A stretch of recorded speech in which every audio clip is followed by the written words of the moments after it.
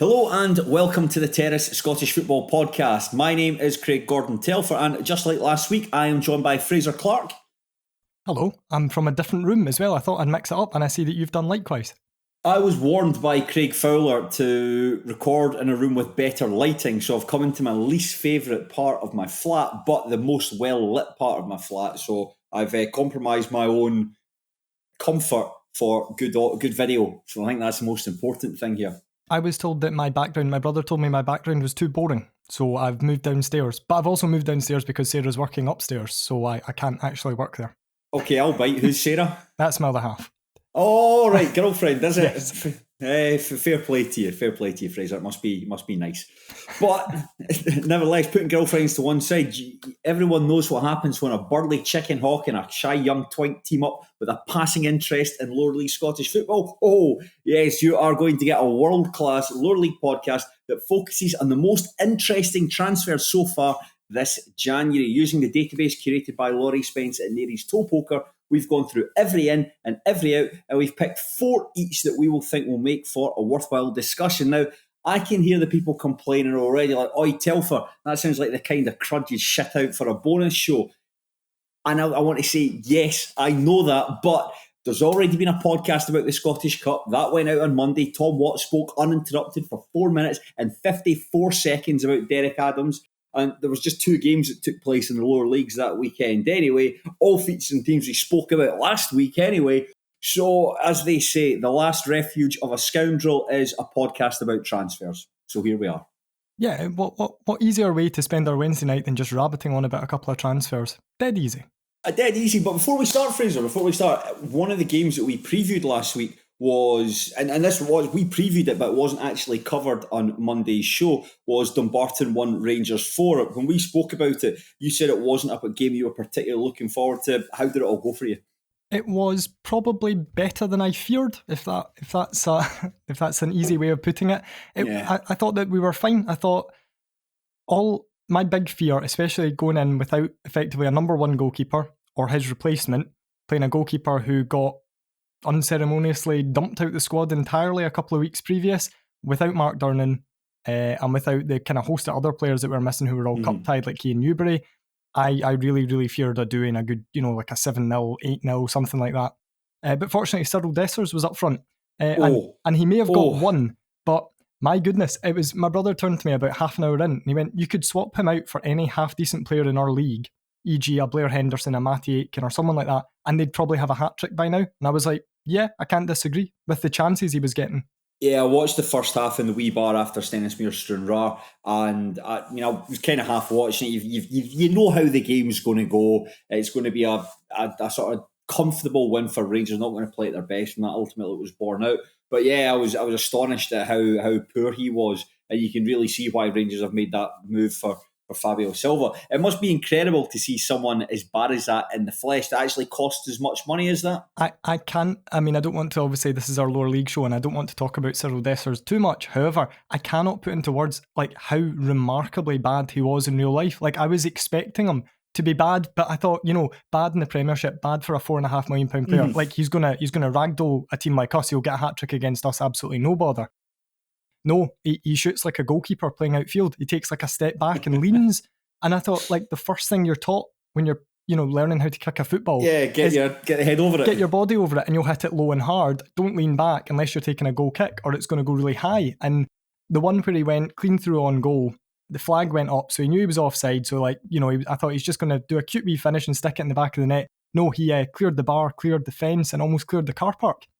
Like, he just absolutely launched it. And I thought, I actually felt a wee bit sorry for him because he seems like quite a likeable guy. So you know how you get old firm players. So the one that I think of who was rubbish but kind of riled me a wee bit was Joe Garner.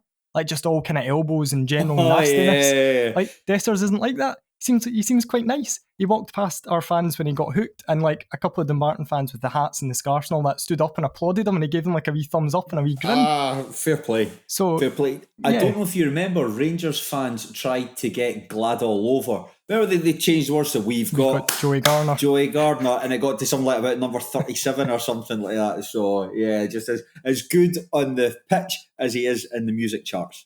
Yeah, I wonder what he's doing. I'm sure I was on his Wikipedia page a few weeks ago when he's kicking about with like Shrewsbury or something, or Carlisle or something like that. Strange time. No one to get talking about Rangers. Strange time though. Their return to,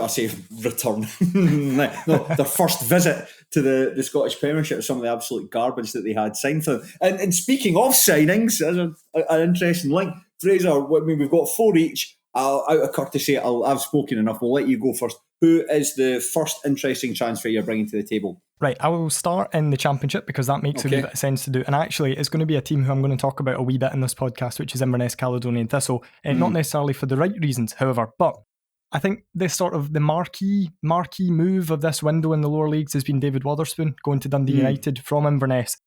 And I understand the appeal from a Dundee United point of view because I think he's an excellent player, but I wonder how much he enhances what they've got.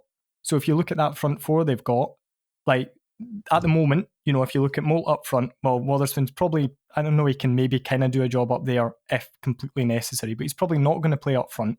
So then you look at the guys behind them, you've got Fotheringham, Tony Watt, and Glenn Middleton. That's it, who I think is the leading creator in the league. Now, Wotherspoon coming on from one of those guys, decent option, but is he going to be playing every single week starting over one of them? Probably Watt would be the one that you'd look at in terms of like Wotherspoon's best position being in behind the striker. I don't see him starting that many games over Tony Watt unless he gets an injury or unless his form goes off a cliff.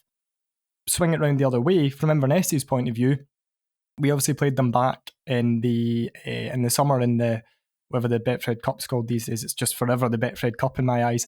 We played them back in the summer and they really, really looked a team, and obviously they've had the change of manager and like a wee bit of a change of squad, but just a team that was really lacking quality at that point, like a bit of magic. That's what he has. So I think he's very hard to replace for Inverness.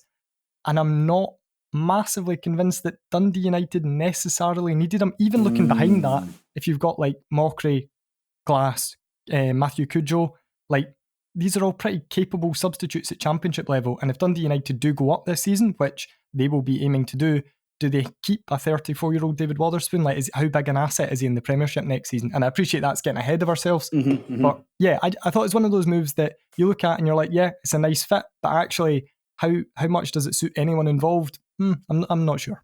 I think it's a really good move for Dundee United. My thinking behind it was he can offer something that perhaps those other players that you mentioned can't quite do. I think I look at Fotheringham and Middleton, I think they're quite direct players. I think that when they're up against teams who perhaps play a low block and they're a bit stuffy and a bit stubborn, I don't necessarily have got the skills to gouge out chances for them. I do think Wotherspoon can do that. And I do think that perhaps at Wotherspoon's age, I don't know if he's had the conversations with Jim Goodwin about what his role is.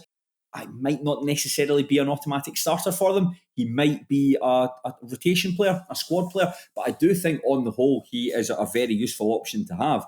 I think that the conversations that I've had with Sean McGuigan about the title race between Raith Rovers and Dundee United, I've often said to him that I fancied Dundee United to win the title because of transfers like David Wotherspoon. They have the capacity to bring in these high-calibre players in January, perhaps pay better wages than Raith Rovers, and that's ultimately going to be the difference in the transfer window. We can see, sure, the league table, Dundee United are ahead of them, and they've played a game less. And I do think that Wotherspoon is the difference in just making sure that Dundee United stay ahead between now and the rest of the season.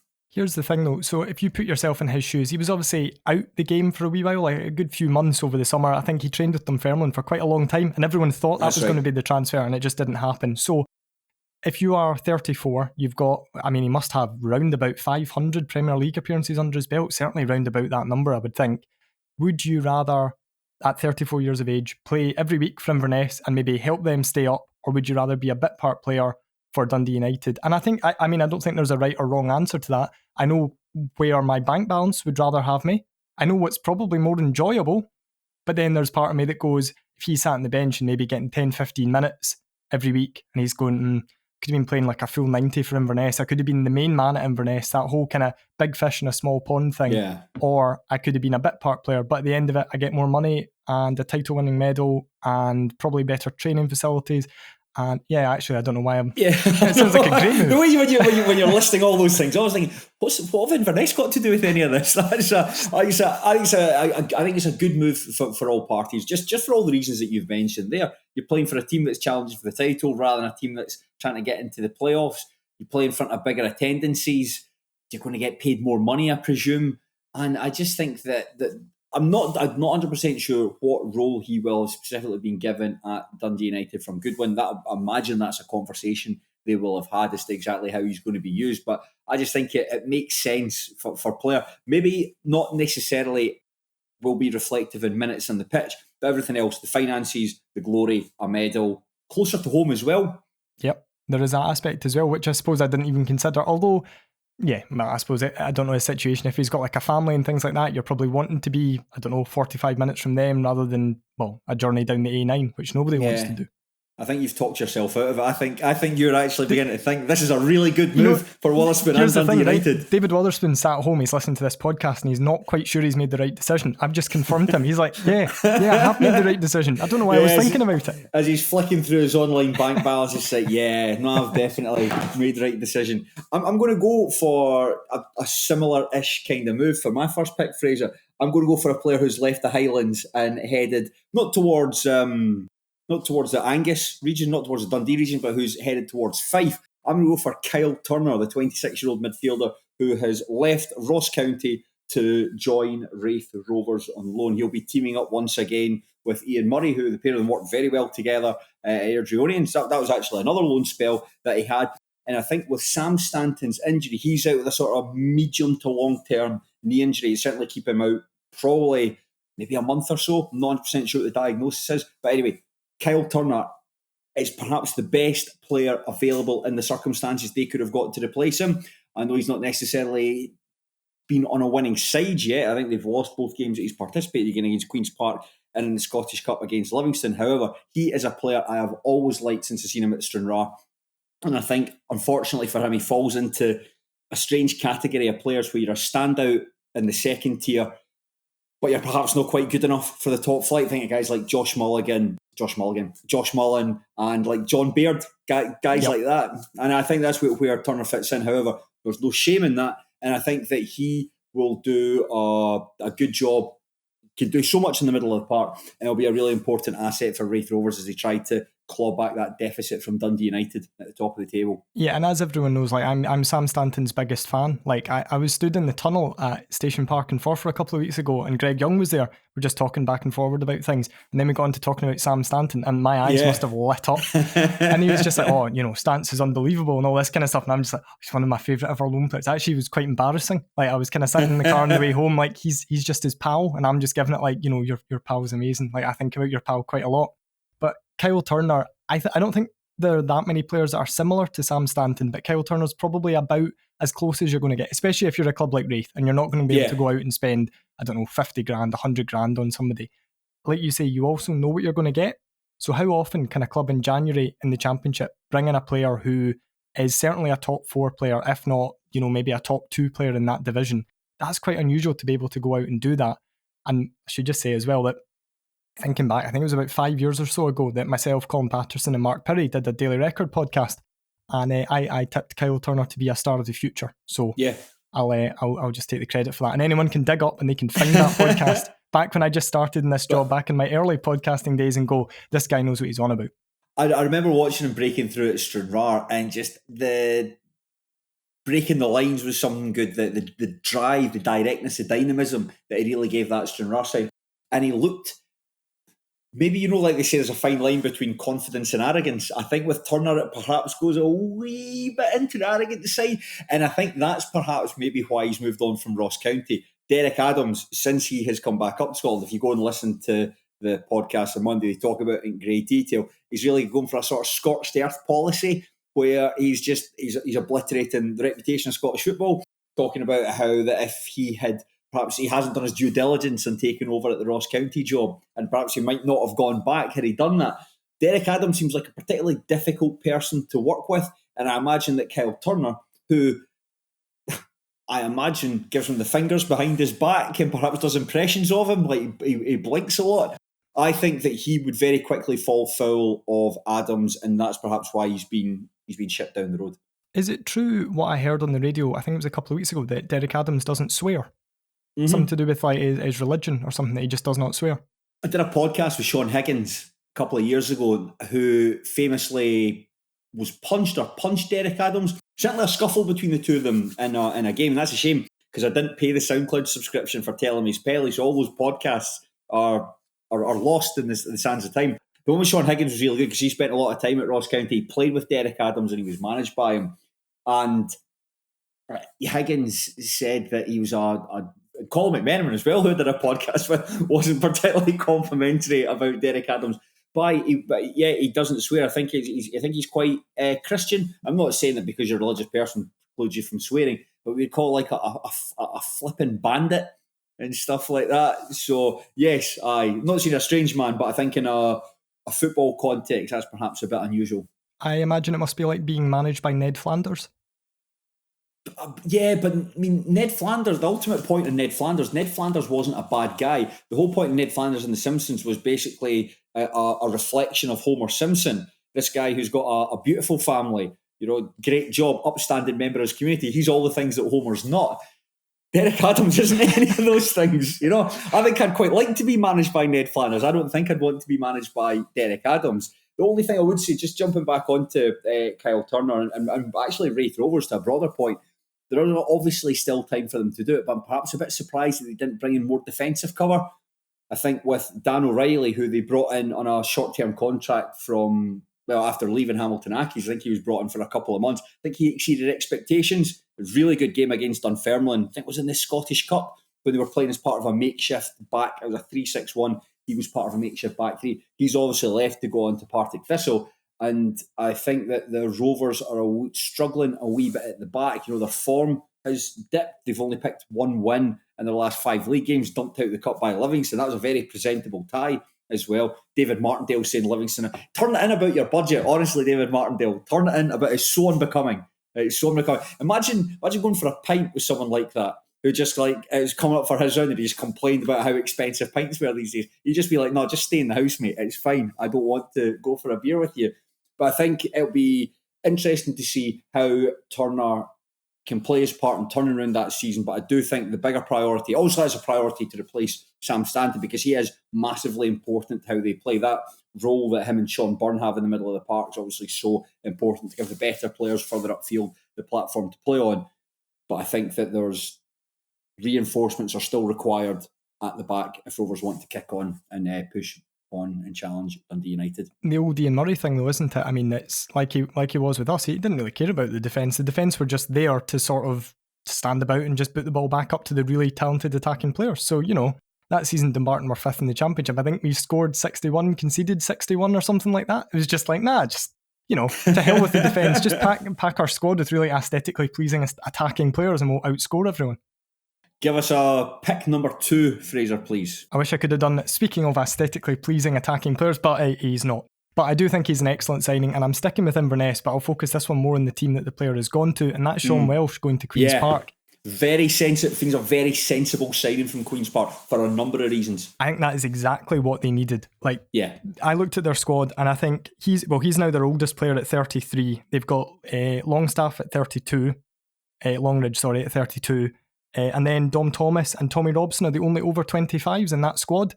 You think a major part of why they are struggling so much is just how young and inexperienced that squad is. Because I think there's a lot of players in that team who are quite tidy, who are pretty technically good players, but they don't have that sort of street smart ability to play in the Scottish Championship. And that is the sort of thing that Sean Welsh will give you in abundance. What I also said is he really feels like a Callum Davidson player. He just has that nice Callum Davidson feel about him. If he was at St Johnstone under Callum Davidson, you'd can see that Ali Crawford, Cammy McPherson, Sean Welsh, not going to be bringing the punters in, but they'll get through a power of work in that midfield, and they'll sometimes do a decent amount of tackling and things. Yeah, definitely. I think that Queen's Park, their transfer window in the summer was poor overall. Not poor it was poor. Not necessarily because of the individual players that they signed, because as you say, guys like Jack Spong, Jack Turner, Will Tizard, they've evidently got something about them. You can see it in flashes. I've been to see Queen's Park early season.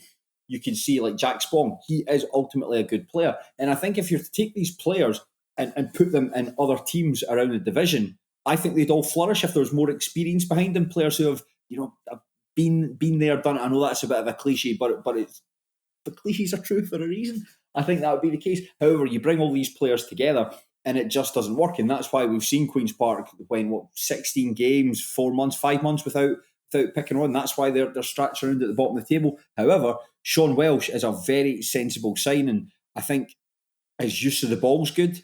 He's a capable passer, can get stuck in a wee bit. The only thing that I would say about him is that he is perhaps a little bit injury prone. He is going to miss matches and he's not the most mobile of players. However, you've got these young guys around him that he can bark out the instructions to talk through matches, tell him exactly what he wants him to do, speed the game up, slow it down as and when.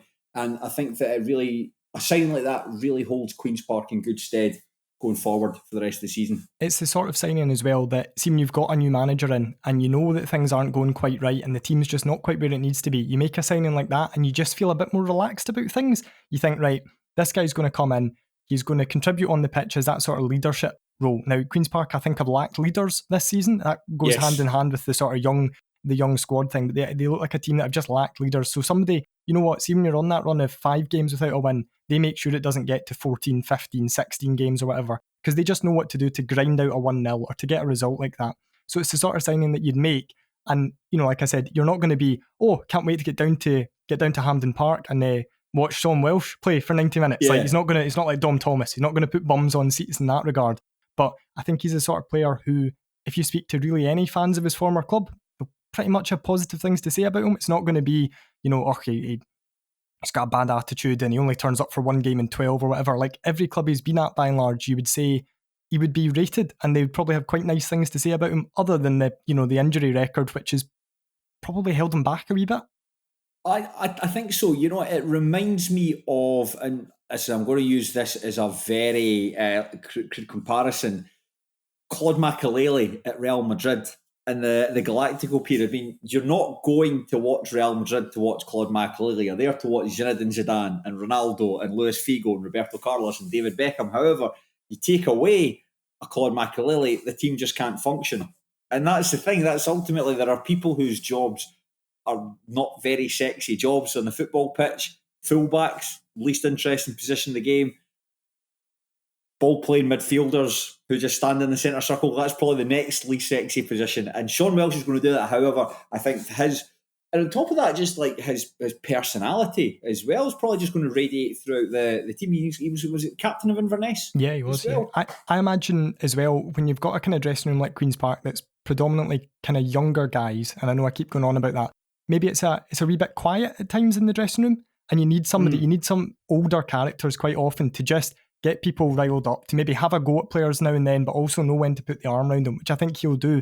And it can just, 1 or 2 players can come in and ruin a dressing room, and 1 or 2 players can come in and maybe bring it together, and just everyone gets behind it. And he strikes me as the sort of one that people will be able to get behind, that he won't mind if a player has a bad game and he's 19, 20, he'll put his arm around him and he'll tell him, but he's also quite capable of giving them a boot up the arse if that's what they need. And because of the experience he's got, he's going to know which ones are going to need a boot up the arse and which ones are going to need a wee cuddle and told, like, it's all going to be okay. It'll be fine. Those Airdrie fans can't get you now. Speaking of a boot up the arse, I'm going to give you a player who really needs a boot up the arse because his career really seems to be going off the skids. It's Jake Hastie, who has left Hartlepool to join Hamilton Academical on loan. 24-year-old who was breaking through at Motherwell. I was watching highlights of his assists. I think Rangers fans had made a compilation from the 18-19 season before he got his move to Rangers, obviously to pop the boys and work the marks. Incredible player in that season. However, his move to Rangers just didn't work out at all. A series of loan spells, Rotherham in English League One, back to Motherwell, then Partick Thistle at Linfield. Feels like the quality of each loan is going down. Ultimately leaves to join Paul Hartley's bomb squad at Hartlepool. I think he played about half the games last season in League Two, and he's played about 2/3 of the games in the National League. He's still contracted to 2025. I looked that up on Transfermarkt. I was still surprised that he was contracted. I assumed that this was the last 6 months of his contract with Hartlepool. Well, no, he's got another 18 months to go. But nevertheless, he is joined on loan at Hamilton Academical, and I really think if that move to Hartlepool wasn't a crossroads, this loan spell in Scotland's third tier, this really feels like a crossroads for him. This is make or break for full-time football now, which is incredible for a player who was under contract at Rangers up until just a couple of years ago. I remember him playing for Rangers B in the Challenge Cup in Stevie Farrell's first season against us, which I remember looking at it at the time. And they played a couple of kind of first team players at that point, but the guy who was head and shoulders the best player on the pitch was Alex Lowry, and I looked at Jake Hastie and thought, he looks like a guy who's maybe regretting his career decisions a wee bit. You know, you're playing in front of 300 people at the Rock for the B team, surrounded by kids. You probably feel, certainly when you get the move from Motherwell to Rangers, that like, right, that's it. That's me done the youth football thing. Worked my way up through the ranks. Had that loan spell at Alloa where I think he was really, really good. Yeah. Certainly for the kind of last spell of it, or the kind of final spell of it before he went back to Motherwell. He scored a really good goal, I'm sure, for Alloa. But he sort of cut inside. He would think he was playing the right, cut inside onto his left foot and belted it into the top corner for about 25 yards. He reminded me, seeing the sort of physicality when you were watching highlights of him, you know, a bit like Gareth Bale. He's that guy where he's a winger, but he's really, really good physically, like big, strong. Funny you say that, because I was texting Graham Thewlis, obviously of the Terrace Parish Motherwell fan, and I said that Fraser Clarke and I were doing a podcast about interesting transfers. I'm going to talk about Jake Hastie. Where did it go wrong for him at Motherwell? And he basically sent me a screenshot of an article where he said, like, I study Gareth Bale's videos, and Thewlis was like, put a pin in it, because that's the moment that his career started to, like, he says that teams began to figure him out. I remember when I was saying I was watching the clips of him, there's a goal that David Turnbull scored against Motherwell. They beat them 1-0 at Fir Park. Hastie picks up the ball inside his own half, skips past, I think, 3 players actually around him. Sean Mackey, maybe perhaps shows the quality of the Hibs team, but then like Sean Mackey's trying to catch him, bursts into the final third, and he plays this ball with his left foot, the outside of his left foot, right into the path of Turnbull to finish. And it's a brilliant finish from Turnbull, but the run and the pass is astonishing. And like, this is amazing. He scored a goal against St Mirren where he came in from the right and hit it. And it's one of those ones, you know, where the ball is still rising as it hits the back of the net. I love it when that happens. Yeah. They're very, you talk about aesthetically beautiful. That's a very aesthetically beautiful goal. But Thewlis thinks that by that stage, teams were beginning to figure out how he plays. And his development, he didn't really figure out a way to change his game. And on top of that, when he moved to Rangers, I think he signed a fairly lucrative contract. And you hear the expression, no hunger in paradise. That might have been the case for Jake Hastie. It's something you've touched on there. Rather than thinking, I've signed for Rangers, I've made it, it should have been like, I've signed for Rangers, this is when the hard work starts. And there's been talk as well of, and again, it's just street talk, that is perhaps doesn't necessarily have the best attitude. That might be reflective in the fact his career has kind of circled the drain away. That's why he's pitching up at Hamilton. And I hope not, because if you're fast and you're direct and you can score goals, especially you score goals from distance, you've definitely got something about you. You just perhaps just up here. I'm touching my tempo. Obviously, that doesn't make good audio. I'll come. I don't know if you can hear that. That's me touching my forehead. I could hear that actually. So you could hear that. It sounded quite hollow. That's all I'll say. Oh yeah, there's not a lot going on up here. But if he can sort that out and perhaps like win a promotion with Hamilton, and maybe if he goes to, you mentioned about like playing in front of 300 people at the Rock, that should have been a penny dropping moment.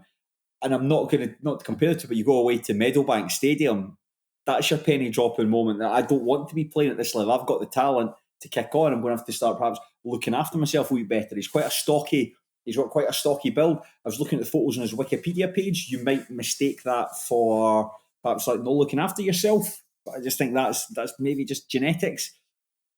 He's a talented player, and if he can apply himself at Hamilton, he can perhaps kick on. But it really does feel like it's a fork in the road. You feel like it's one of these ones as well where there's going to be no middle ground. He's either going to stink the place out, 13 appearances, 0 goals, 1 assist, something like that. I've got that down in my notes. Or he's going to be an absolute revelation, and it's going to be, you know, when Scott Tiffany went on loan to Partick Thistle in League One and he was just unplayable. Then his career's just gone and gone and gone from there. you feel like it's going to go one or two ways. He's not going to be like, he was pretty good for the most part, gets a new deal at Hamilton. He's either going to kick on or he's going to be playing for, I don't know, somebody in league, the kind of lower end of league, or maybe back at Alloa next season, something like that. Yeah, it'll be interesting to see where he's used at Hamilton. I'm going to assume that he's effectively, he's going to basically do what Dario Zanatta can't do. Zanatta is, I was looking at his on Transfermarkt, Zanatta has effectively been bombed out of the squad, hasn't played in about a month, hasn't even been on the bench for about a month, and there was talk of him, we touched on the last week's show, either going to Clyde, for effectively, if you're still at New Douglas Park, in fact, that's where you're going. You're not just playing for a different team. It's just laziness, that. That was pretty much sums up Zanatta then. Or maybe going back to Canada. Do you think that he would be able to give them something different in that final third that Zanatta can't give them? And I would imagine that if you're pacey and you're direct and you're a good dribbler and you're aggressive when you're going forward, that's a nightmare for fullbacks to deal with. And you're going to assume that that's the sort of thing that's going to make you stick out a mile at League One level. But it's whether or not that is actually the case. So I think you're right.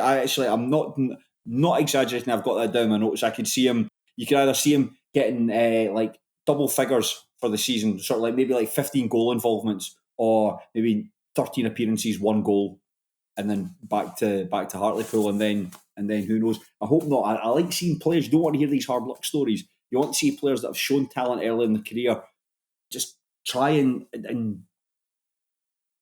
back up to a level. See, if it doesn't work out at Hamilton, I can tell you exactly where he will end up in the summer. East Kilbride.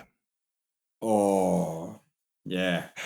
Just hang that in front of him. Just like, you don't want to end up here. Like, you don't want to do this. Well, it depends what's on offer, Fraser. It might be £700 a week plus your opportunity to open up a Black Rooster franchise in, looking where he's from, Law, which is just outside Carluke. Don't know if Law already has his Black Rooster franchise. If so, there's a gap in the market. And to be fair, I mean, Jordan Kirkpatrick's not from Dundee. That's where he opened his. So maybe he could get the chance to move somewhere else and open one there. Maybe they're looking to branch into Hartlepool. I really like Black Rooster chicken. I'll say it. There's one just down the road from me. I think it's class. The peri-peri loaded fries. I've never been. They don't have one in Dunblane. I don't know if they've got one in Stirling. I might make a point if they do. They do have one in Stirling. It's at a roundabout. It's a fairly prominent roundabout in the city. You think you drive past it as you're going towards the Thistle Centre. Yes.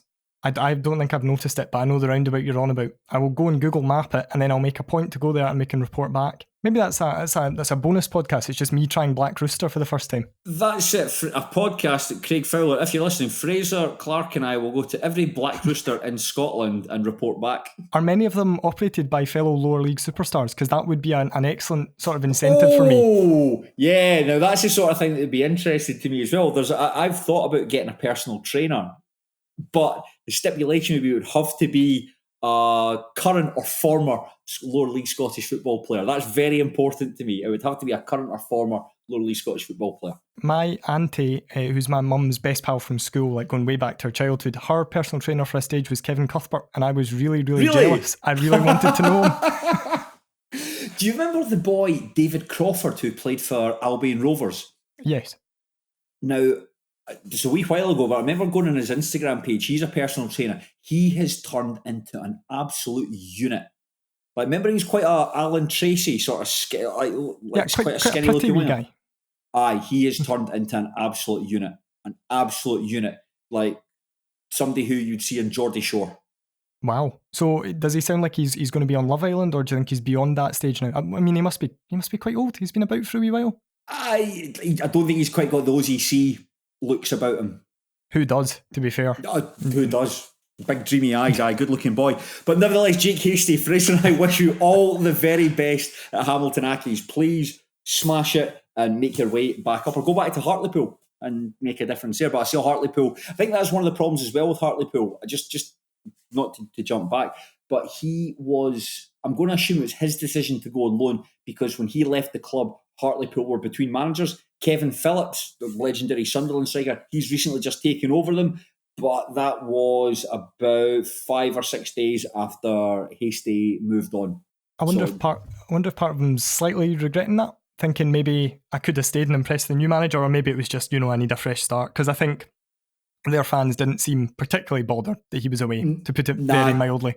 Yeah, I tried to go in a Hartlepool forum. I know Fowler does that to try and gauge fan sentiment. But I just went and looked at the comments underneath the announcement. I think it was him and Brodie Patterson, where both being moved on at the same time. And yeah, there wasn't a lot of... Most of it was like, announced new manager. But then amongst that, it was like, good riddance. Yeah, so. just while we're on the Black Rooster thing as well, because I was talking to Chris McMillan about Jordan Kirkpatrick the other day, and I'd sent him the link to the article about him opening it, and it has this fantastic line in it. It was a relief seeing that first burger sold. A relief? It's a strange choice of words, I thought. Yeah, it'd be a delight, a joy, a pleasure, a relief. I'd need to know what's going on behind the scenes there. Perhaps a cooker wasn't working. Or maybe he doesn't think the burgers are very good and didn't think anyone would get them. And then he's just no. Right, thank goodness somebody's came and they've bought one of the burgers from me. My $200,000 investment is safe. No, the food's good. I would say that the food's good. I think he doesn't have to worry about that. But I'd like to know why he was worried. Jordan, if you're listening, 2 questions. 1, why were you relieved that the first burger was sold? And 2, are you ever going to kick a ball for Stenhousemuir again? That's a good point. And 3, could you invite me and Craig up so I can try one and we'll do a wee show? And we'll sit down and do an interview. We can talk about those goals you scored when you relegated Stevie Aitken's Dumbarton, actually, for Allah. This is stuff that we can discuss ourselves. We don't need to discuss it when we're on air. Fraser, give me your third pick, please. So I've gone for Brad McKay as my third pick. Now, the reason I picked Brad McKay, Gary Holt's worst signing outside his own son when he was the director of football at Falkirk. Well, but they did give Jamie Wilson a 2-year deal, remember? Oh yeah, fuck that was.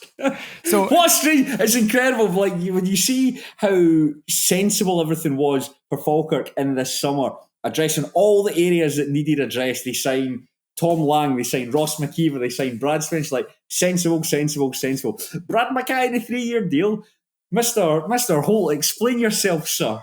The reason I picked it as well is I think it's a kind of sad end to an era. Like it felt like that 3-year deal lasted about 6 seasons because it's just felt like he's been there for a while and Falkirk have been stuck in this malaise and then they bombed him out the team this season and they've started to look really quite good. But I thought I'd take a wee look back at that Falkirk season where he signed the 3-year deal. They signed... Oh, I thought you'd enjoy this one. Is this going? This your Norm Macdonald, all the stars voice? So they signed Stephen Hetherington, who I actually think's a good player, but it was just a total did not disaster. Work out at Falkirk, guy. They signed Seb Ross, who loves a goal against Dumbarton, but it didn't work out at Falkirk. Not good enough for what Falkirk are looking for. They signed 2 names that'll bring a smile to your face. I think Sammy Omprion. Yeah, who I think was on loan from Sheffield United or something like that. That sounds about right. Yeah. And Mackenzie Lemon. My favourite Mackenzie Lemon moment was in Paul Sheeran's last game. I think it was a 6-0 defeat to Queen's Park, and he fell over the ball. Simple as that. He just fell over the ball. Yeah, I think he went. I'm not sure if he's still there, but he was at Cowdenbeath in the Lowland League. He's got that situation as well. I remember somebody said to me, Sam Ramsbottom, just the reason that he seems worse than he is because he's got a rubbish name. I think Mackenzie Lemon, like you can't be called Lemon and be any good at football. Can you imagine if David Beckham was called Mackenzie Lemon or just David Lemon? That's actually quite an interesting observation. Yeah, Ramsbottom, Lemon, they're quite comedic names. They're not like the cool kids at school were never called Ramsbottom or Lemon. Like that's just a fact. They signed Ernaldo Krasniqi on loan from Huddersfield. Sort of Albanian central midfielder. Yeah, I remember him playing against us, and he kind of ran like a man with both his legs on the wrong feet. If that makes sense. Like if you were just to take one leg off and put it on the other leg and take the other leg off and swap them over. He was okay that day, but I don't think he pulled up any trees. They had Declan McDade on loan, who did nothing. They had Michael Ruth, who's probably my favourite Dumbarton player at the moment, but who was their number 9, and I think he would have been 18 at the time. You're not going to win League One with Michael Ruth up front, certainly not at 18. They did, to be fair, sign Leon McCann and Aidan Nesbitt that summer as well, who have turned out pretty well. Like, eventually. I think Nesbitt still divides opinion a fair bit, but like he's having a good season though, I think, Aidan Nesbitt. Yeah, but that's that's what 2 players who eventually became good, and amongst that, not a good window from Gary Holt. No, not a good window. And then they had obviously the kind of the Martin Rennie situation. They ended up with Lee Griffiths up front at the end of that season. They finished 6th in the league. Honestly, man, couldn't run a job, but what a corner taker. Oh.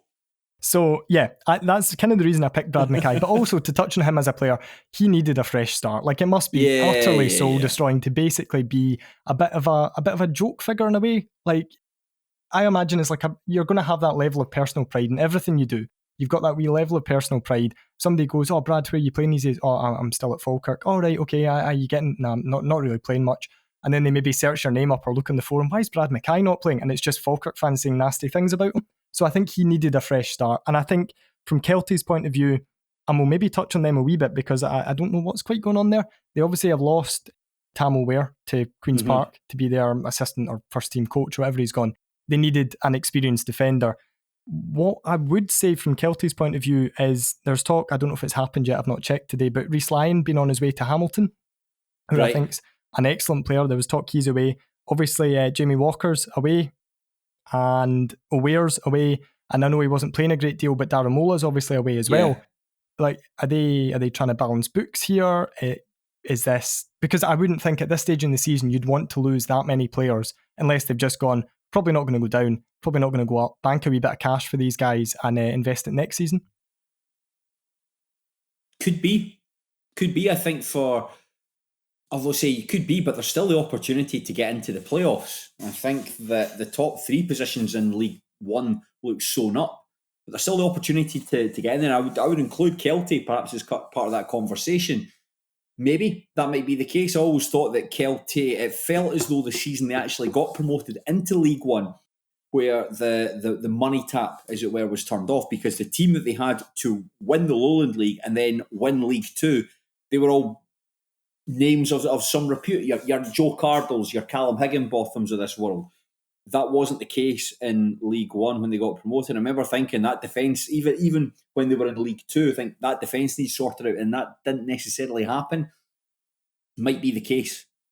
It might be the case. Yeah, I just wonder. It's something that has been. I mean, obviously, we know that the money men have moved on to Raith, and when they signed, they made a couple of signings over the summer, like Steph McCluskey, and I was like, that was the one. Is that like indicative that you're maybe, who's fine in League Two, but who didn't score a goal in a season and a half at Dumbarton in League One? And I just looked at that and I thought, like, are you maybe struggling a wee bit? He's obviously like played with Tidser before, so that would be a big selling point. He's not going to command a huge wage. And then just the players that they're losing this window, if Rhys Lyon goes, I think that's a huge loss. I rated him so highly at Annan last season, and I was actually surprised he ended up at Kelty, because I thought with the season he had at Annan, someone like Hamilton, Falkirk should have been interested. If they'd been paying attention to League Two last season, you go, that guy is like, he's playing well beneath himself. For whatever reason, like, it's not working out at Morton. Dougie Emery and him obviously didn't see eye to eye, but I'd be looking at that and going, that's a guy that you can pick up, who's still a good age and who's probably got quite a high ceiling to get back to being a very good championship player. Yeah, I think so. I really liked him when I saw him playing for Aaron. I think him and Dom Docherty and Benji Leeson, the constituent parts, all worked very well together. But on Brad McKay, just to go back to the overall point, I do think you're right. It's sometimes, and I'm guilty of this as well, sometimes it's quite, because I keep mentioning the fact that they signed that new contract and posted pictures of him and his girlfriend outside this really nice new build house, and thinking, well, not much of a player, but fucking hell, what a house. I just thinking, you forget the personal stuff behind that, and everyone's got a personal pride and everyone wants to do the very best they can. I imagine you go into your job and there's a forum like, Fraser Clarke's articles that he wrote there, shite. Have you seen Facebook? But it can't be great. That's one of the pitfalls that come with being a football player, particularly for a club like Falkirk. I think that I never quite rated him. To be honest, I think that he seemed to get his act together at Inverness Caledonian Thistles there for a number of years, and the opportunity to be closer to home, to play for a bigger team like Falkirk, who you would on paper seem to have a good chance of winning a title. It's only now that they seem to be getting their act together, and he hasn't played a single minute in the league. Just looking at the stats and transfer market, 2 appearances this season in the League Cup. I hope he does all right for them. Hope he does right and gets his mojo back and starts enjoying his football and makes a difference for Kelty, because ultimately that's what you want. Unfortunately, the league table, there's going to be good players and bad players and good teams and bad teams, but ultimately everyone tries their best. I know that sounds like birthday card pish and very sentimental, but true, it does come from a good place. I can be sincere and earnest when the mood takes me, and the mood's taking me just now. talking about Brad McKay, who's gone on loan to Kelty from Falkirk. And that sympathy is in no part down to how much you've enjoyed watching him defend for Falkirk over the past 2 seasons on Falkirk TV.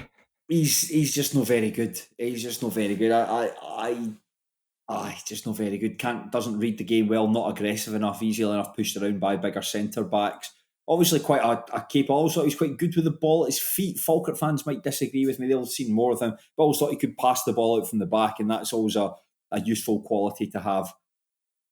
I think as well, the kind of move back to part-time this stage, or into part-time at this stage in his career, players either sink or swim when they drop into part-time football. You get some who it just works for, and then they can continue playing for maybe a good few years longer than they would have done. And for other ones, they just think, nah, this isn't for me. I guess this is a really nice way to do it. He'll be on, you would think, reasonable money at Kelty, nice facilities, like a fan base. Not saying Falkirk don't have a nice fan base. They've got a very expectant fan base and probably a very quick to criticise fan base. You won't have that at Kelty. Maybe it'll just give him a wee bit of love back for football. And you know what? See if it gets to the end of the season and he goes, I'm not really, this training at night, it's not working for me. Then maybe it is time to start looking away from football. But at least he knows now and he's doing it at a decent level. He's not dropped to, a kick about on a glorified public park or anything like that. He's doing it at a nice venue, decent club, good level, and thinks, nope, this is me, I'm ready to bow out. Or he gets that love back and he goes on and becomes a Kelty Hearts icon. You'd like to think, though, he's 30 years old, that he probably already has had one eye to the future. I'm going to assume, yes, he's got a nice house, but he will have made steps to think about his career beyond playing. I'm going to assume that he's not on life-changing sums of money. He's not made life-changing sums of money from the game. But good luck to him. From a 3-year deal at Falkirk, set for life. Imagine it. No wonder the club are in the state they're in. No wonder the club are in the state. No wonder that they're sending emails to fans every single week asking for money. Anyway, we'll stick in League One, but we talked about a team who are sort of mid-table. Let's talk about a team who are battling against the drop. And I'm going to talk about perhaps the most surprising move, not just this window, but I'm going to say of any window ever in the history of football transfers. This is Aliou Faye, who's joined Edinburgh City on a free transfer. We briefly touched on him on last week's show, and I think there was sort of astonishment, bewilderment, confusion about his move. He had left Bonnyrigg Rose on basically just mutually consented to agree his contract, out of the game for a couple of weeks and pitches up at Edinburgh City, makes his debut against Falkirk, a huge mismatch, the team that are floundering at the bottom of the table, taking on a side who were unbeaten in 25 games, I think at that point. Captains the side, scores the side to a 2-2 draw, one of the biggest upsets of the season so far, and by all accounts had a very decent game in it. And similar to what we're talking about Brad McKay, I've been quite critical of Aliou Faye. I do think he's one of the worst players I've seen this season. Fair play to him though, because when he scored that goal, lovely, well-taken goal as well, and the celebrations with the young team behind the goals that caused the temporary barriers to fall over at Meadowbank, I thought, good on you.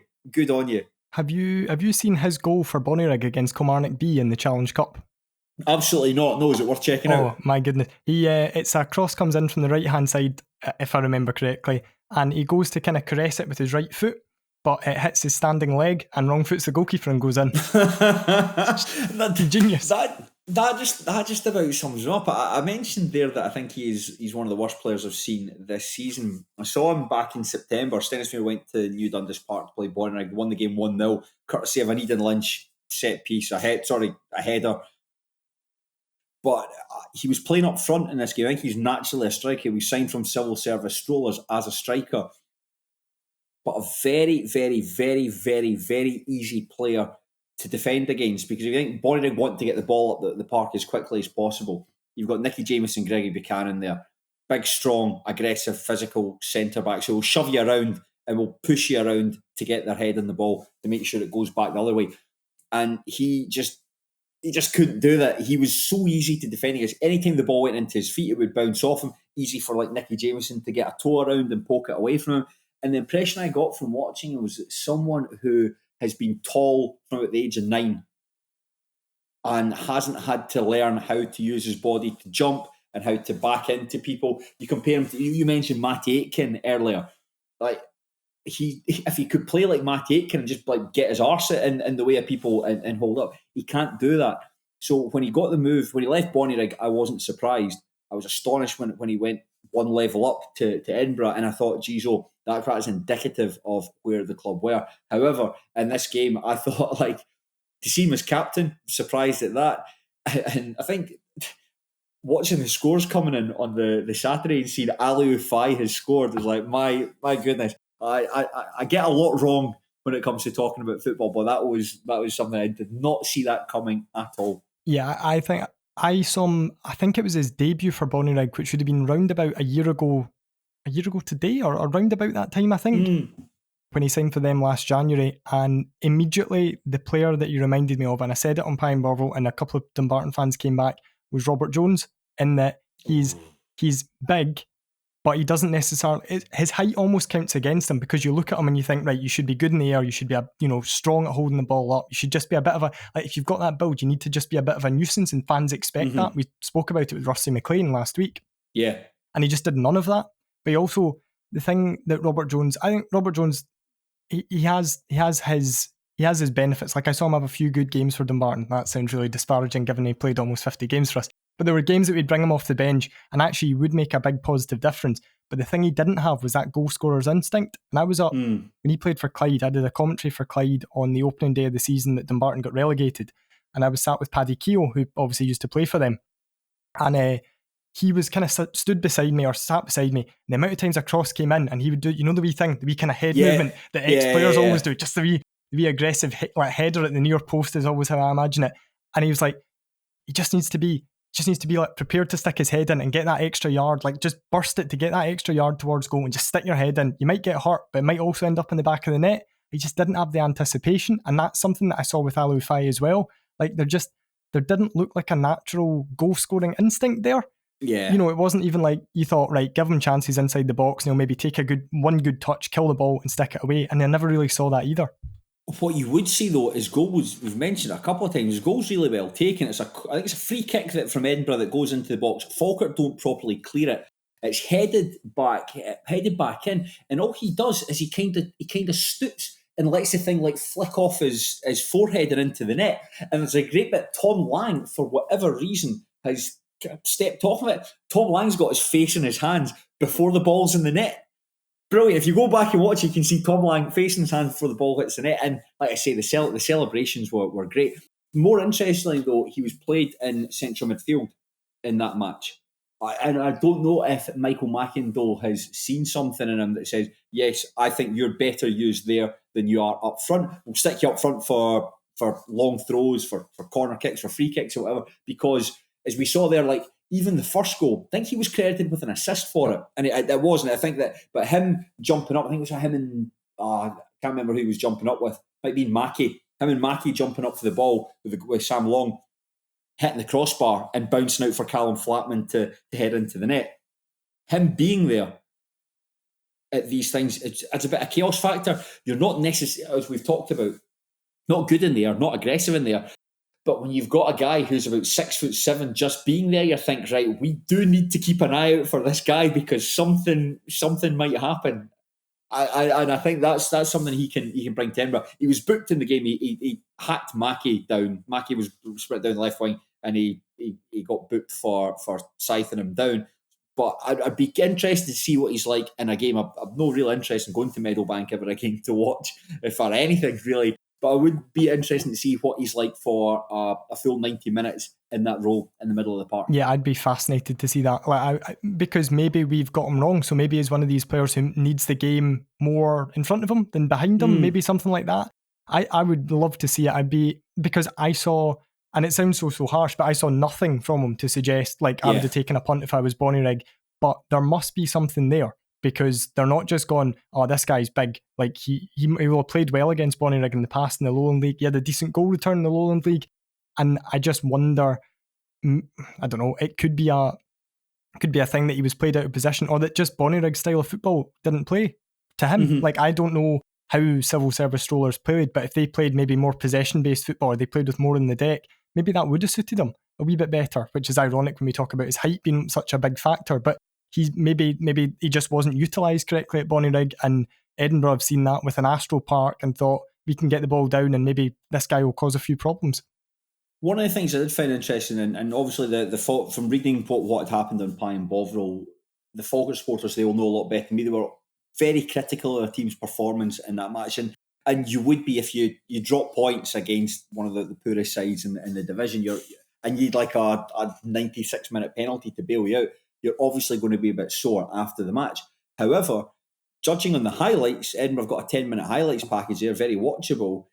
There were numerous chances that Falkirk had. Falkirk could have been about 3 goals up in the first 10 minutes or so. Took a really good goalkeeper performance. I think Adams in the Edinburgh goal had a really, really good game. Rory Adams is signing loan from Dundee United, and that header cleared off the line. So it's just funny how these things can go. But one of the things I would say as well, we mentioned last week, we were having a bit of a laugh at Michael McIndoe's post-match interview. Maybe he is onto something. That this Edinburgh team, all these young guys that there is something to work with at Edinburgh, and they can go and usurp an Athletic and get into 9th place and maybe get into 8th place. He said that the bookies had them down as Falkirk down as 1-60, something daft like that. The odds were ridiculous odds for Falkirk. Wouldn't even worth putting money on. But he says they don't know what they're doing. You need to come down and watch them and see how good they are. And maybe he's right. It will be, who knows that if they keep on losing games, then the motivation and the enthusiasm dwindles and it becomes a procession between now and the end of the season. But based on the Alloa game there, that 3-1 game where they were in the game up until the very end, you can see 2 goals right at the very end, he might be onto something. Have you seen their 2 latest signings? No. Right, so they signed today, I think it was today, Ollie McDonald, formerly of Clyde and Stranraer. Right. And yesterday, now here's a bit of a blast from the past in a way, they signed Callum Wilson. Do you remember Callum Wilson bursting onto the scene at Dumbarton and looking like a superstar? I've got that down my notes here to ask you about Callum Wilson. I know you were very complimented about him when he broke through at Dumbarton, but I think lost his way a bit, loaned out to Open Goal Broomhill, didn't really do much there. Went to Albion Rovers, didn't really do much there either. Perhaps question marks about his fitness, his dedication, his attitude. What's he going to do at Edinburgh? I have no idea. So for when Callum Wilson came in July, Stevie Farrell's first summer was the July. He came in and he was initially on trial. He'd just been let go by Hibs. He was 17 years old. And it was basically like, we'll get you in, you can train with us, but don't expect a deal. It'll just be to make up numbers for friendlies and things like that. And he was so good in the friendlies that we handed him a deal. And everyone thought, hang on a minute, this guy looks like he could be a bit of a player. He made his debut against Stenhousemuir, Stephen Swift's first game in charge. I think it would have been in that League Cup game. Beat you 2-1. He did, yeah. Where James Lyons scored an absolute... I remember that. An absolute screamer. And Callum Wilson played the whole game, I think, in central midfield, 17 years old. It was his senior debut. Didn't really look out of place. Suns were, I think they were down to 2 or 3 subs at that point, really down to the bare bones. Looked like, yep, this guy can be a player. And then he kind of floated in and out the team a wee bit until mid-August, when he came on against Rangers B, and Dumbarton were 3-0 down to Jake Hastie's Rangers B. There's a nice wee segue back. And he came on, I think with about 20 minutes to go, and he turned Adam Devine, who has gone on to be kind of a wee bit rated by Rangers fans. I think they've got high hopes from him. Not convinced by what I saw of him out on loan, but that's another story. He turned him inside out and set up 2 goals, and it finished 3-2. Suns still went out of the cup. Everyone went home going, well, if you can do that against a Rangers team, okay, it's Rangers B, but a fairly decent Rangers team at that sort of level, then we need to get him in the starting lineup. And he came into the team. He set up 2 goals up at Montrose, one of them where Gregor Buchanan admittedly kicked the ball off his own face and over Alan Fleming and in, which is one of my favourite back pages at the paper, because afterwards he said if Ronaldo had done that, they'd have called him a genius. So we had a big picture of Ronaldo with Bucky kicking the ball off his own face and over Alan Fleming. And I guess his kind of prime or his peak came in a 2-1 win against, again, a nice segue back, against Paul Sheeran's Falkirk, in a game that Calvin Orsay also scored. So it was like a real unusual occurrence to have Callum Wilson and Calvin Orsay both scoring. That was his first goal in senior football. He picked the ball up on the halfway line. He kind of nudged off Gary Miller. It might have been a foul, but if you're a 34-year-old getting shrugged off by a 17-year-old, then, just grow up, be stronger. He's played a wee 1-2 with Carlo Pinatiello on the edge of the box, and then just curled this absolutely cracking effort round Robbie Much. He got a new deal just after that. He was named League One Player of the Month, and I don't think we saw him kick his own backside after that at all. I don't know if it went to his head. He got dropped for a wee period because it might be a bit like you were talking with Jake Hastie, where people got wise to it. They knew what he wanted to do. They knew that he would make a dive to cut inside and then he'd flick back onto his left foot and put it across goal. That's what and he was excellent at it. He would also, if you gave him time on the ball, he was really, really skillful, low centre of gravity. So he would try and beat you and he'd try and do these clever skills and stuff, but people maybe got wise to it. Defenders looked at it and sussed him out, and then he couldn't find a way to maybe mix up his game enough. Then he started to put on a bit of weight. I don't think it'd be unfair to say he didn't look in great shape. It certainly sounded that Stevie Farrell maybe wasn't too impressed with his professionalism towards the end of his time there. That's why he got shipped out on loan to Open Goal. And we thought at the time, well, it's pretty disappointing because everyone expected him to be a big player for Dumbarton last season. Disappointing he's gone out on loan, but Simon Ferry seems like a really kind of tough taskmaster. Almost be like, get him back trimmed into shape and get him for the run-in. Just never really happened. I ended up last season at Gretna. I think he would have played under Michael McIndoe because he finished the season at Gretna. He might have done, he might have done, It's how I'm assuming this transfers maybe came about, if that is the case. And again, I don't think he really ripped up trees. I was surprised when he went to Albion Rovers, but then I thought, well, this is a guy who this time last season you thought was going to be one of your most important players in League 2. Delete my tweet about him being better than Billy Gilmore and all that kind of stuff. So maybe he is worth a punt. Again, never happened. So you look at that and you think, well, his time at Dumbarton started really, really well, fizzled out. His time at Broomhill, again, I think he scored in his debut, never really got going. His time at Gretna, don't know a great deal about what went on there. Albion Rovers, again, the fans seem to think, there's a good player there, but he just never really got much game time, which is maybe more on him than on the manager. You can say sometimes a player maybe will fall out with a manager and it's on the manager. That's effectively 3 clubs. I don't know how it ended at Gretna, but 3 clubs that have gone, we don't really fancy you. So it's a massive and probably very unexpected opportunity for him. Yeah, and with Michael McIndoe, I didn't realise they'd worked together, so that might give a bit more credence to it. But the impression I get from, and I'm only go by his interviews, I think that's how most people have access to Michael McIndoe. If you're a player who, say you're about 30, for instance, and you've been about part-time football a wee bit, I wouldn't want to play under him because he sounds like he takes it incredibly seriously. And I know that taking it seriously is very important because you want to be professional, but takes it seriously to the point where it isn't much fun. I want to compare him to like somebody who has been about a Gary Naismith, a Stevie Farrell, but who can trust the players. You know, the players will look after themselves. You don't need to. There's good players in the dressing room, know exactly what's expected from. Whereas I've heard from second-hand sources that he isn't perhaps very good at dealing with senior players. I think that when he went in, I think it's not just to do with Edinburgh's financial troubles that a lot of these older players have perhaps moved on, but I think he perhaps works best with guys that have been discarded elsewhere, guys who are perhaps like 18, 19, 20. And so I think that it's interesting, his effusiveness. I mean, his most scathing was after they lost 5-1 to Montrose, where he absolutely tore through his players who said some of them are not good enough to be there, some of them are not fit enough to be there. And subsequently, basically an entire team of players has been turned over. And the guys that are all starting are all guys that are very, very young, 18, 19. And I think that's what McIndoe wants from his players.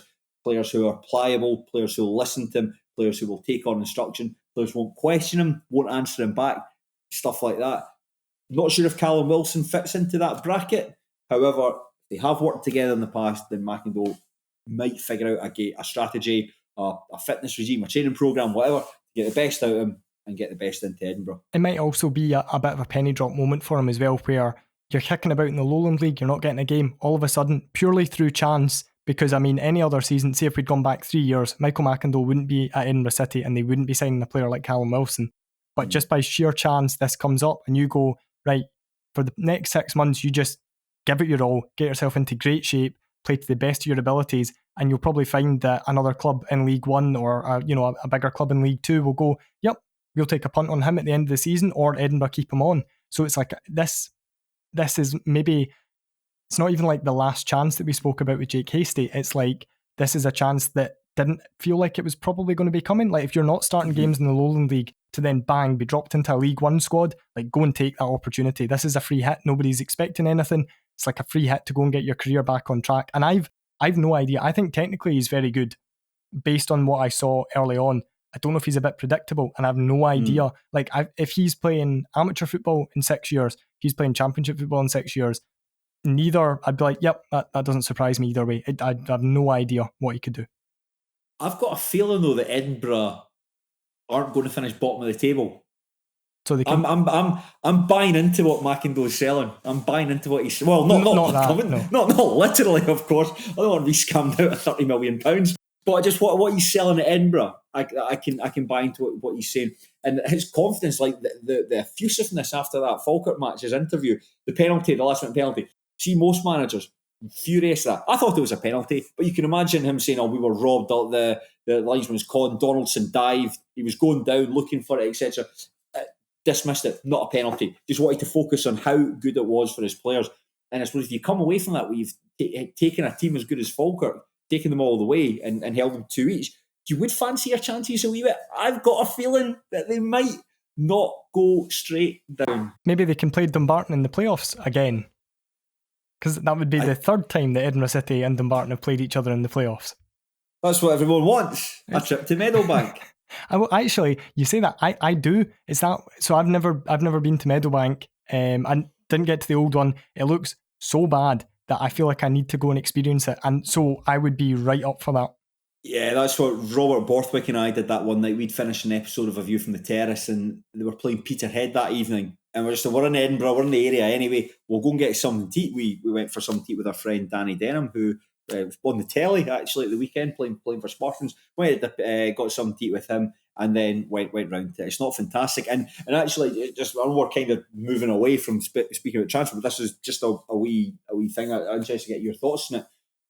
At the end of that match, when Falkirk scored a penalty at one end of the pitch, there's a pitch invasion at the other end where Falkirk fans are onto the pitch. And at first time I was thinking, I watching that, that's a bit tin pot running onto the pitch. However, I think in their excitement at their team scoring in the 96th minute, and let's be honest, your team rescues anything in the 96th minute, it doesn't matter who you're playing against, you're still going to be excited. That temporary barriers that are around the pitch, we saw it when Ali Ufai scored in front of the Edinburgh's young team. It keeled over.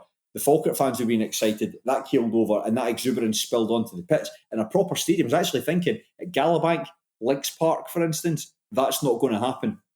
Yeah, it's not the sort of thing that would. I mean, that was the game that was delayed because the big bollards weren't filled up with water, wasn't it? Was that right? That's I think, the big, I don't even know how you describe them, those big plastic bollard things. Yeah. Also, that gives them their weight. They're filled up with water, right? I think it was actually your old pal Lewis from Falkirk TV I'd seen on Twitter. I'm sure that's what the reason was, that they didn't realise, the stewards didn't realise that they needed filled up with water, because otherwise they'd, I guess, just blow away or could be quite easily picked up and thrown. Well, we've seen, that's when filled with water, it's usually a couple of people leaning them and they keel over. It's not to give Edinburgh a kick in, because we've been quite kind to them, but it's not a great place to go and watch football. But go and experience it, and that's you could say, just go and experience it and see what it's like. See how exuberant Dumbarton fans are watching their team get beaten by Edinburgh City in the playoffs once again. Now, we mentioned experienced players leaving Edinburgh. In fact, have I done this the right way around? Yeah, I've done Alufai. Oh no, Alufai was mine. Yeah. Sorry, we've spoken that much about him. I tell you what, right, I'm just going to go in. I'm just going to go in there. Sorry, I thought that was... God, I've completely lost it on myself. Yeah, we talked about experienced players leaving Edinburgh City, and the final one I want to focus on is Kyle Jacobs, who left Edinburgh to join Stenhousemuir. It would be a lower league podcast if we didn't talk about Stenhousemuir on it. Now, this is the third time that Gary Naismith has signed him for Queen of the South, signed him for Edinburgh City, and now he has signed him from Stenhousemuir. And I think what's really interesting, it's very difficult to try and get into this Stenny team at the moment, because they're playing well. They weren't fantastic against Stranraer, but they're winning games. Obviously, it's very difficult to break up a winning team.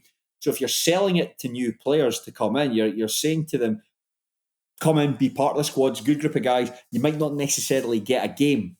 And I think that one of the things Naismith said after signing was that he's a good guy. If he's not playing, he won't come to my door and chat and ask to get a game, because he understands how football works. But technically a very good player. However, with Nat Wedderburn getting red carded against Stranraer, and just minutes ago the appeal failed, he's going to miss 2 games against Peterhead and against Dumbarton. This is Jacob's chance to come into the side. He's made 3 appearances off the bench so far, but 35 minutes of football in that period. but I like what I've seen from him. And although he won't have the same physical presence as Nat Wedderburn, he is a capable replacement, but a very different kind of replacement in that regard. When we spoke about Sean Welsh, I guess the similar things could sort of apply, just like a really sensible signing, just a good guy to have about the place, and someone who can be a wee bit versatile if you need him. If you need him to drop back into defence, he could probably do a job there. You need him in central midfield, you fling him on, so you're 1-0 up in a game, I'm guessing like the Stranraer game at the weekend, you're 1-0 up, you want to see the game out, you want to keep it firm. Last 15 minutes, He goes on and he doesn't do anything stupid, and he organises everyone around him, and he just gets that result over the line. Is that, you're not excited to go and see him play on a Saturday, but you're never going to object to him being in that team. You've read my notes. That's exactly what I've got I'm there. Good at That's this. exactly what I've got. Yeah. I think the difficulty, I think that's exactly what I've got there. Yeah, I think that's the kind of player is, and that's how he's been used at Stenny. You bring him on to see out the game, and he's been very effective at it. I've never seen him waste a pass. Very good at keeping the ball. Good at dropping into little pockets of space. Always makes himself available to receive a pass from his teammates. And his character is something, as we mentioned, Gary Naismith has talked up. I think it's quite difficult to attract players for Stenhousemuir at the moment. And what I mean by that is the team doesn't change. We've used regularly about 15 players over the course of the season. Each week you go, you know what the starting 11 is going to be. And the only way that other players have come into the team, it's because of someone else's misfortune. Ross Meekin got sent off against Elgin. So Aidan Lynch got his chance at right back and played there for a few months until he got an injury of his own. Ross Taylor was playing most games. He got an injury. Adam Brown comes in. Then Adam Brown gets suspended and Ross Taylor comes back in. So that's the way it works at this team. And given the fact that the team have largely been fit, it's only really suspensions that have caused them 6 red cards over the course of the season. I don't think they're a particularly dirty team either. But 6 red cards over the course of the season, it's only suspension that's doing it. So it's difficult to sell it to players to say you can come in, but you might not get a game. So even though the team are doing well, and there is a very tangible, don't want to touch wood at the moment, but there's a real tangible chance of winning silverware. Am I going to play every week? If you get in, yeah, but you might not get in. If you come in and you're like an attacking player, am I going to play every week? Who's in front of me? Ewan O'Reilly, Matty Yates and Adam Brown. Probably not. You're going to get time off the bench. You'll get a shot, but you won't get to start. And I think that's why it's perhaps been difficult for Stenny to sign players on loan. If you're a club that's looking to develop players, you want them playing every week. And I don't think that's something that Stenhousemuir can offer them at the moment. So that's perhaps why it's an unattractive club to send loan players on this season. But I think Jacobs will do all right. Yeah, I think he'll be very solid. And also what he knows now is that if he comes in and puts in 2 good performances, then that position's his until he gets injured or suspended. Yeah. So Naismith's not going to be the sort of manager who goes, right, well done, Kyle, that's 2 excellent performances, that's Nat back, so you're back in the bench. If it's working and if he's performing, and that's all you can ask for as a player. If you're a player and you go in there, you play to the best of your abilities, you put in 2 good performances, the team get 2 positive results, you're not going to get dropped, right? That's fine. Yeah. So I know that I'm not going to have a manager who just, for no apparent reason, goes, right, you're out and somebody else is in. If he comes in and has 2 stinkers, he'll be dropped, and he's from what you've said and from the sort of career he's had, he's not going to be the sort of guy who kicks up a fuss about that because he'll understand it. I'm sure there were times early in the season Ross Meekin's face was tripping him a wee bit because he wasn't getting on, he wasn't getting a start. And Lynch, who has exceeded my expectations, I've got to say, I think you and I had texted each other after he joined from us. He'd made 9 appearances last season for Dumbarton, not particularly successful. One on left wing. Extraordinary. And you didn't win the league last season. I'm surprised. Don't know why. But he's actually come in and he's actually done us a pretty good turn. He is someone, I'd say he's perhaps one of the poorest football players I've seen at Stenhousemuir. However, when it comes to just heading the ball and kicking the ball and keeping it away from the goal, he's fine at that. And he's also a threat from set pieces. That's something that Stenhousemuir are pretty good at. So for what we've he's fine. And the only reason he got bombed out of the team was because he injured himself. I think it was against Forfar. He got an injury and Ross Meekin Elgin got an injury and Ross Meekin had to come to the team. And Ross Meekin's been excellent. So right back is the position that is his until he loses it. I would say though, actually, Nicky Jamieson's injured, so I'm expecting Lynch to start against Peterhead at the weekend. I think as soon as Jameson's back fit, however, Jameson will see straight back in the team and Lynch is onto the bench. But I'd say that's just because how good they've Lynch and Buchanan, Jameson and Buchanan have been at centre back this season. But nevertheless, Jacobs, good sign in two very important games for the club coming up, away at Peterhead and at home to Dumbarton. Peterhead, a team who have yet to score against them this season, and Dumbarton, that rematch at Oakville View, that's the only time Stenny have lost this season. We talked about it in last week's show. I think that the Warriors played well in that match outside of the 25-minute window where they conceded 4 goals. So, and on top of that as well, it's this winning run's going, the longer it goes on, and again, touching wood here, but you're closing in on Gretna's record for the division.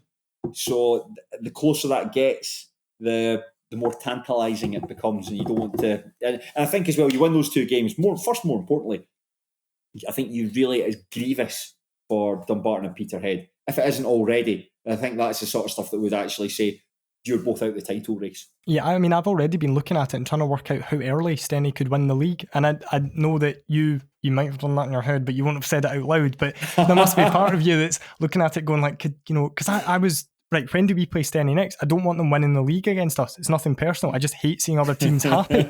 It was the same as Stirling Albion last season. They could have won the league, and obviously that was a bit of a ding-dong battle. Oh, yeah. That was a game that was called off just before. It was And then the rematch, if they'd won that, they would have won the league, or it would have been basically all but done. Thankfully, they didn't. Again, nothing against Stirling Albion, my local team. I just really hate seeing opposition fans happy, so I didn't want them to do that. But yeah, I was looking at it going like, if we play Stenny in mid-March, I think again, or something like that, what are the chances that they could conceivably win the league against us? And I think, again, you won't say it, but beat Peterhead, beat Dumbarton, on top of beating Spartans 3 times this season. That's it. I mean, I think it would take a very brave man to bet against Stenny anyway. Do that, and the lead's just going to be unassailable. I mean, you could have an injury crisis. You could have Gary Naismith off on holiday for 3 weeks. Like letting you pick the team and you'd still win the league at a canter because you'd pick the same team because that's what he does. Aye. As I touched on the last week's show, that after beating Stranraer, I mean, that's the thing, Stenhousemuir weren't particularly good against Stranraer at the weekend there, but even then they defend so well. Like Dan Jameson, beg your pardon, didn't really have a save to make. And the match, Tam Orr had a couple of shots from range, went close, but nothing on target. And just they defend so well. So even when it's not going right for them further forward, and it's just at that stage now where, if like the other teams like Peterhead and Dumbarton could win every single game between now and the season, but you're so far ahead that some bad, and then on top of that, you would have to chuck it away. So the 2 factors, and I think one of them might happen, but I can't see both of them happening. That allow someone to overtake them. I don't think I can see either of them. I can't see Dumbarton, Peterhead, or Spartans putting together a run of 9 consecutive wins, 10 consecutive wins, and I don't see Stenny losing 6 consecutive games or whatever it would take at this point. Like I don't see it, and I would be exactly the same as you, where I wouldn't. Until that Sky Sports ticker thing has gone yellow at the top with the wee C beside it, like I'm not believing anything. Like I would be thinking points deductions or whatever else could come in. But until it's officially official, and until you've got Gregor Buchanan holding that trophy, I wouldn't believe it.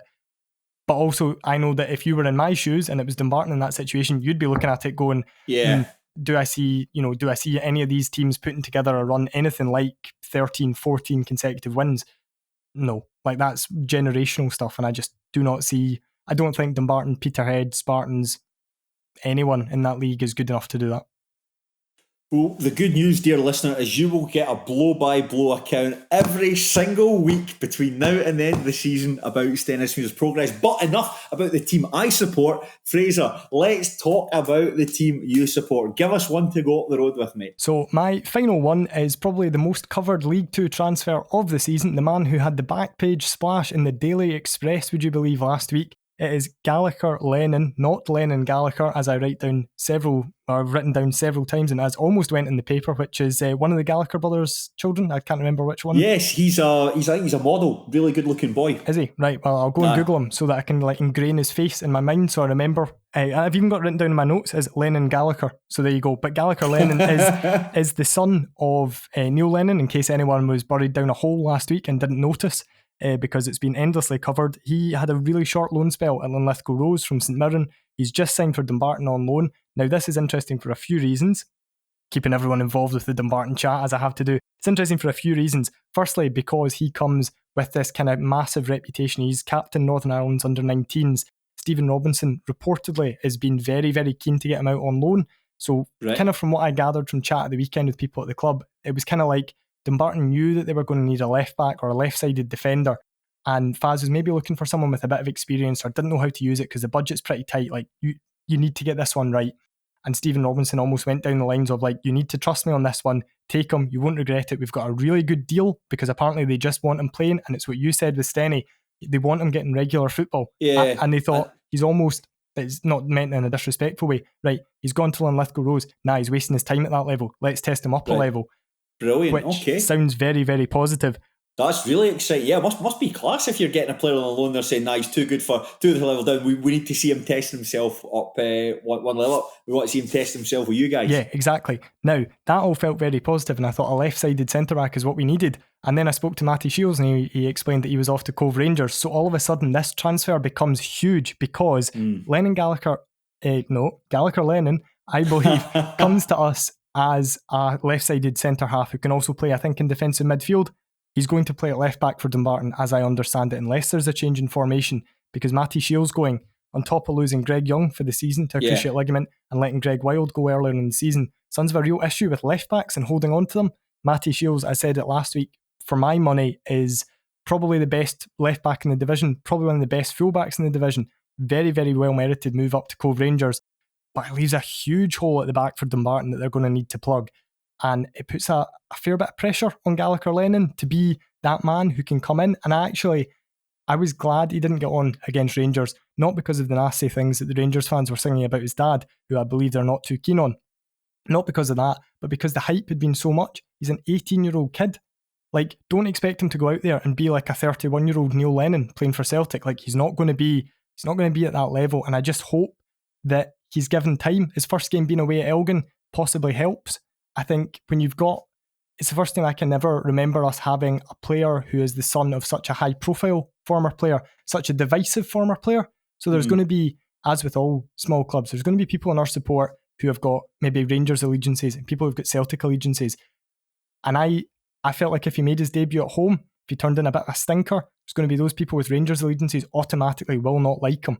And it's like, you've got to trust, like, this guy is 18 years old. He's his own man. He's his own player. He's also coming in to replace such an important player for us. Stephen Robinson wanted him tested.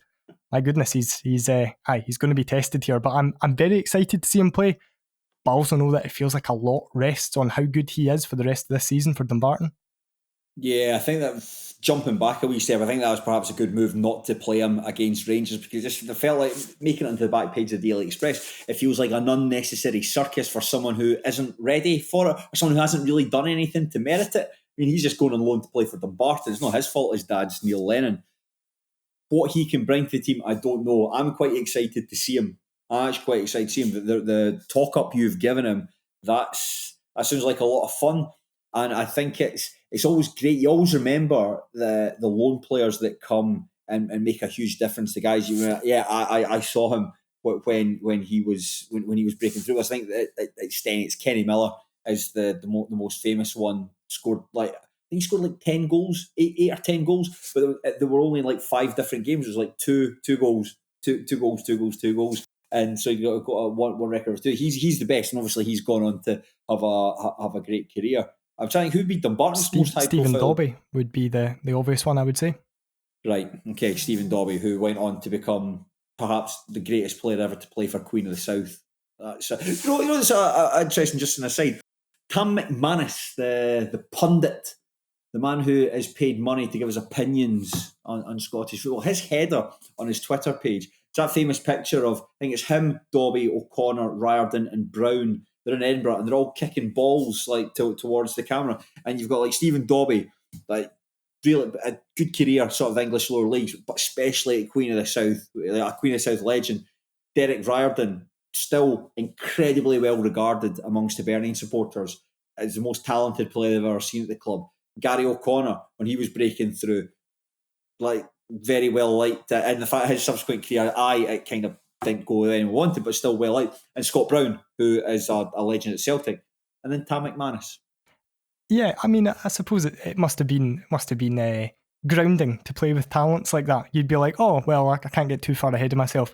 To be fair, if you compare, with no disrespect to Tam McManus, who could obviously keep the ball off me, absolutely no bother at all, but with no disrespect that, you maybe look at him, he looks at those guys round about and goes, you know what, I had a pretty good career. For somebody who didn't have, because I imagine training with Stephen Dobbie and Derek Riordan, like you would feel so inferior. And then you go, actually, you know, I made a career out of being a footballer and now I'm paid to talk about it rather than us sitting talking about it in our spare rooms, you know? That's a fair point. I'm sure I was told about Stephen Dobbie that after training he'd go and drink Lucozade and play Championship Manager. Fair enough. Like that's what I sometimes do. I sometimes I don't drink Lucozade, but I sometimes play Championship Manager. But that's not how a footballer should be preparing for big games. But what are Dumbarton's expectations for the rest of the season? I know we spoke about them at length, but just perhaps a good jumping off since we talked about Gallagher. What your expectations are for him for the season? What for the team? I mean, externally, in terms of from the supporters, anything other than the title is considered a failure, and anything other than promotion will be considered a failure. And to be honest, I spoke to Stevie Farrell the day we got relegated by Edinburgh City a couple of seasons ago. Bloody Edinburgh. They just keep coming up in this podcast. And I said to him, the question that you have to kind of clench your fists when you're doing it. I said, do you think you're the man to get Dumbarton back up? And he was like, 100%, I'm the man to get Dumbarton back up. His objectives have stayed the same as far as I know, which is promotion. Now, promotion via the playoffs, promotion via winning the league. Ultimately, it doesn't matter. The objective is promotion. Do I think this team can do it? I think a lot will depend on how new players settle in. It will depend on fitness and availability. So Mark Durnan's obviously been out for since October. So that's club captain, probably one of the highest paid players, one of the most experienced players. He's been out since October. He is having a little bit of surgery last week or this week. Should be, Faz says, back 4 to 6 weeks. Callum Wilson's been out, not that one, the other one who we signed from Albion Rovers, not the one we sold to Albion Rovers. Very confused when I've had to keep checking. You know that bit in The Simpsons when Mr. Burns has got the ketchup and the catsup? But ultimately it's just Callum Wilson. It's quite confusing to keep up with. There was Callum Wilson, who Dumbarton released and he went to Albion Rovers, and then they signed Callum Wilson, the different Callum Wilson, who then they released and he went to Albion Rovers while they signed the other Callum Wilson again. Yeah. Right. So anyway, there's David Lynch film, all these doppelgangers. There's Callum Wilson, who's not played all season, who looked pretty good for Albion Rovers. He should be back in February sort of time. That'll be just another option to add to the squad. For me, it's all about momentum. And you see how many times the team's gone to the playoffs and they're maybe not the best team. The most famous example being that Brecon City team that got up into the Championship.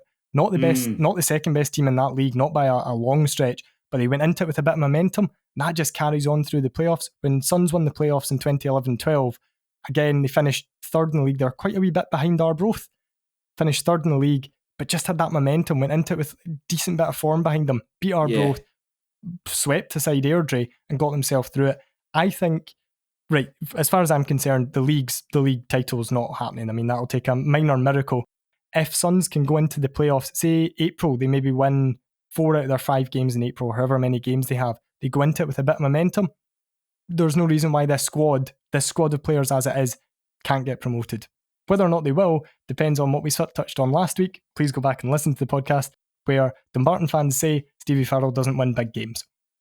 Yeah, it was a good podcast. I went back and listened to it when I was in the gym lifting heavy weights, and I really enjoyed myself. So yeah, I always think if a podcast, if I've been on it, I go back and listen to it and if I enjoyed it, that's ultimately the main thing. And dear listener, I've enjoyed myself. Fraser, have you enjoyed yourself? It's been adequate as a way to spend an evening. Excellent. And we hope you have enjoyed yourself. Thank you very much for sticking with us for the past 90 minutes as we've spoken about 8, probably 9, because Callum Wilson, we spoke a lot about him. Certainly more about him than anyone else, really, as a transfer. And it's been good fun. Always good fun to catch up with you, Fraser. Please continue to support this podcast. There are thousands, quite literally thousands of podcasts up on the Patreon page, all of them to a very high standard. So for as little as $2 a month, you can get involved with that. I listened to a very interesting one between Craig Fowler and Alistair Gemmell talking about Ayr United and their prospects not really under Scott Brown, more after Lee Bullen left, but nevertheless, very interesting. But Fraser, I'm sure you and I will catch up again very soon to chat shit about the lower leagues. And if we don't do it with people listening, we can do it at Oakleview in a fortnight. Yes. Although my last time with Dumbarton fans at Oakleview, I was humiliated and victimised by them. You're just a shit Paul Hartley, they shouted as goal after goal rained in. And the worst thing was I queued in that pie stand for ages, got to the front, no steak and haggis pies. Do you have any steak pies? No steak pies. Furious. Who's top of the league? That's you just need to stand there now with your hands cupped the entire 90 minutes, just with your hands cupped to your ears like that, as goal after goal goes in again. But it doesn't matter because you're running away with the league anyway. If only the Dumbarton fans knew what was in store for them 4 months down the line. A real sliding doors moment. No pies for me, but potentially a league title. There we go, that's the name of the podcast. There we go. No pies, but what a league title. What does that relate to transfers? It doesn't. You just have to listen to find out. But yes, thank you very much. Take care and enjoy your football. But unlike the Falkirk fans that ran onto the pitch in the 96th minute at Edinburgh City, please do so respectfully. Really is as simple as that. But we won't hold it against you if the barriers haven't been filled with water. Leave it at that. Thank you very much. Take care. Goodbye.